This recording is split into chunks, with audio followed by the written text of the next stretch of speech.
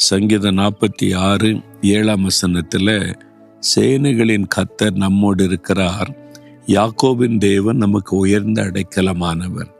கர்த்தருக்கு ஒரு பெயர் இருக்கிறது, சேனைகளின் கர்த்தர். அப்படின்னா ஆர்மி, சேனைன்னு ஆர்மி தானே, பெரிய சேனை, இராணுவம், இராணுவங்களின் தேவன் என்று கூட அவருக்கு பெயர் உண்டு. கடவுளுக்கே இராணுவம் இருக்குதா? உண்மைதான். கோடான கோடி தூதர்கள் இராணுவமாக வைத்திருக்கிறார். மிகாவேல் தூதர்கள் பார்த்தீங்கன்னா கையில் பட்டயத்தோடு இருப்பாங்க, யுத்தம் பண்ணக்கூடிய தூதர்கள்.